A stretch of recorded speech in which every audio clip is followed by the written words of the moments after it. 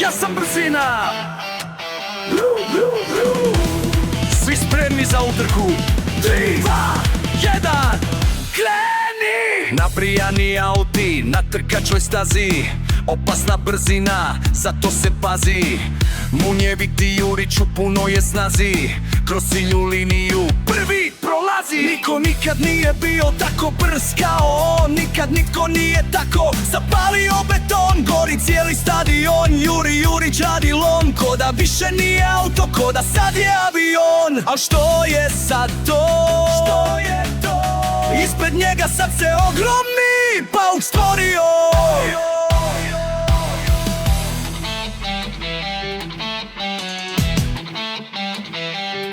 Ogromne noge, gmizave noge, što je to?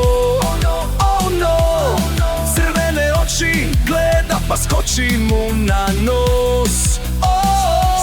Jurić kaže au, ugrizo me pauk, joj joj joj. Kaže joj, onda se i Jurić, munjeviti Jurić, u pauka pretvorio.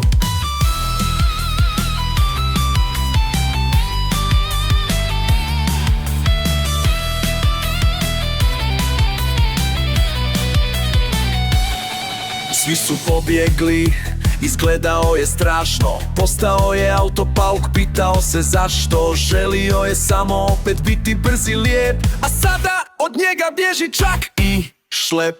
To je pauk, to je pauk. Mislio je da je od tih utrka poludio,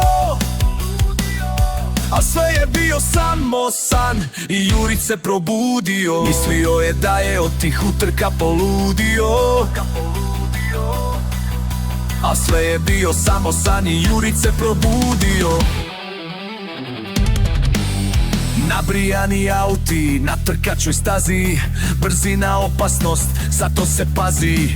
Brzi Jurić u punoj je snazi, kroz ciljnu liniju prvi prolazi. Ko nikad nije bio tako brz kao on, nikad nitko nije tako zapalio beton. Gori cijeli stadion, Juri Jurić Adilon, ko da više nije auto, ko da sad je avion. Niko nikad nije bio tako brz kao on, nikad nitko nije tako zapalio beton. Gori cijeli stadion, Juri Jurić Adilon, ko da više nije auto, ko da sad je avion. Niko nikad nije bio tako brz kao on, nikad nitko nije tako zapalio beton. Gori cijeli stadion, Juri Jurić Adilon, ko da više nije auto, ko da sad je avion.